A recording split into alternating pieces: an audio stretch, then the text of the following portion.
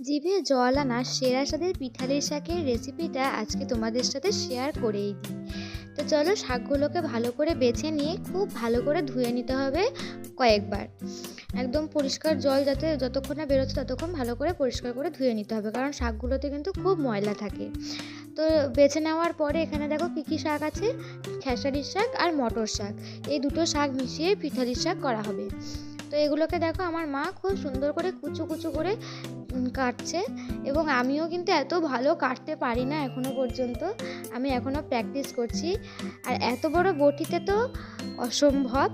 আমার বাড়িতে একটা ছোট বটি আছে, তো আমি ওইটা দিয়েই প্র্যাকটিস করছি আর কি। জানো তো, যখন আমি না শাক কাটতে পারতাম না বিয়ের প্রথম প্রথম, তখন একটা চপার মেশিন কিনেছিলাম।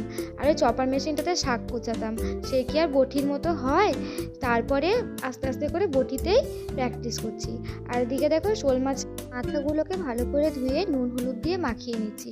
এবার হলুদটা একটু বেশি পড়ে গেছিলো বলে আলুগুলোও মাখিয়ে নিচ্ছি। আলুগুলো কিন্তু মাছের ঝোলে যাবে, শাকে দেবো না। এবার কড়াই গরম হয়ে গেলে সর্ষের তেল দিয়ে দেবো। সর্ষের তেলটা একটু গরম হয়ে আসলে দুটো তেজপাতা আর রাঁধুনি ফোড়ন দিয়ে দেবো। তোমরা এখানে দেখে হয়তো ভাববে যে তেজপাতাটা আমি এতটা ভাজলাম কেন। আসলে তেজপাতাটা রাঁধুনিটা একটু ভাজা ভাজা হলে, একটু কালার আসলে পরে তার স্বাদটা কিন্তু বেশি ভালো হয়। আবার বেশি ভাজতে গিয়ে যেন পুড়িয়ে ফেলো না। এবার দেখো, মাছের মাথাগুলো দিয়ে দিলাম। মাছের মাথাগুলো ভাজা ভাজা, একটু হালকা ভাজা ভাজা হয়ে গেলে কুচানো শাকগুলো দিয়ে দেবো। কুচানো শাকগুলো দিয়ে পরিমাণ মতো লবণ দিয়ে এটাকে ভালো করে মিশিয়ে নেব। আর সাথে দেবো কাঁচা লঙ্কা।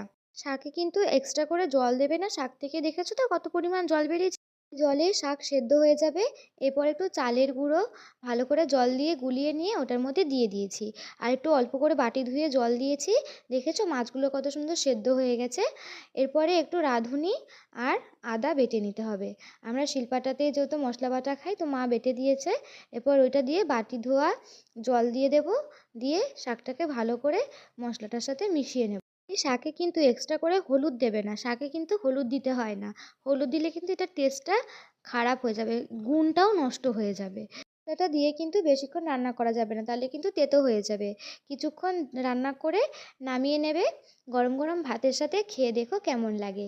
তোমরা অবশ্যই রেসিপিটি ট্রাই করো আর কমেন্টে জানিও কেমন লাগলো। Thank you.